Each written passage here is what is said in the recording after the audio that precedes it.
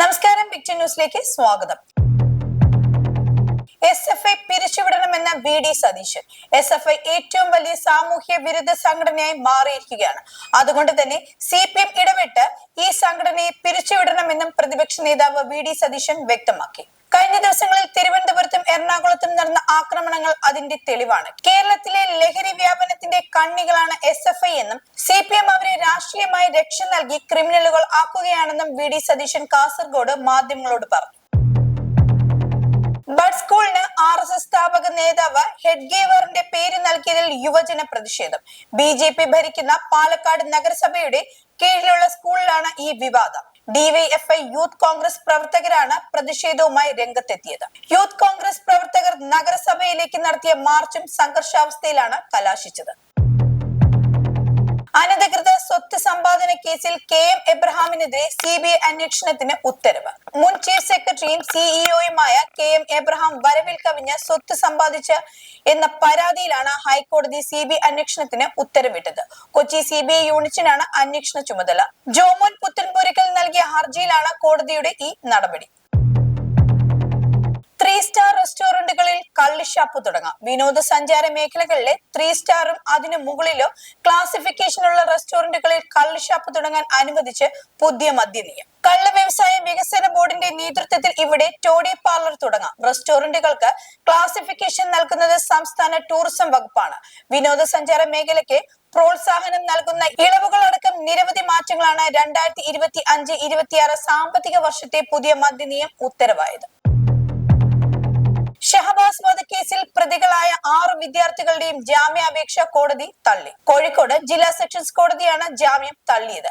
പ്രതികളായ 6 വിദ്യാർത്ഥികളുടെയും റിമാൻഡ് കാലാവധി ജുവനൈൽ ജസ്റ്റിസ് കോടതി നീട്ടിയിട്ടുണ്ട്. പ്രതികൾക്ക് പ്രായപൂർത്തിയാകാത്ത കാര്യം കേസിൽ പരിഗണിക്കരുതെന്നും ആസൂത്രണത്തിലൂടെയാണ് കൊലപാതകം നടത്തിയതെന്നും കോടതി പറഞ്ഞു. പ്രതികളുടെ സമൂഹ മാധ്യമങ്ങളിലെ ചാറ്റുകൾ ഇതിന് തെളിവാണെന്നും പ്രോസിക്യൂഷൻ കോടതിയിൽ വാദിച്ചിരുന്നു.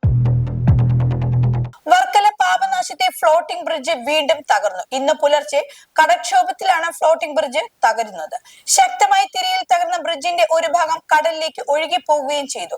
1 വർഷം മുമ്പേ ഫ്ലോട്ടിംഗ് ബ്രിഡ്ജ് തകർന്നിരുന്നു. അതേ സ്ഥാനത്താണ് പരിശോധനയുടെ ഭാഗമായി വീണ്ടും സ്ഥാപിച്ചത്. കോഴിക്കോട് NIT-യുടെ പഠനാവശ്യങ്ങൾക്കായാണ് ബ്രിഡ്ജ് സ്ഥാപിച്ചത്. NIT-യുടെ ഫിറ്റ്നസ് കഴിഞ്ഞ ഫ്ലോട്ടിംഗ് ബ്രിഡ്ജ് പൊതുജനങ്ങൾക്ക് തുറന്നു കൊടുക്കാനായിരുന്നു തീരുമാനം. ഏഷ്യാനെറ്റ് ന്യൂസിനെതിരായ പോക്സോ കേസ് ഹൈക്കോടതി റദ്ദാക്കി.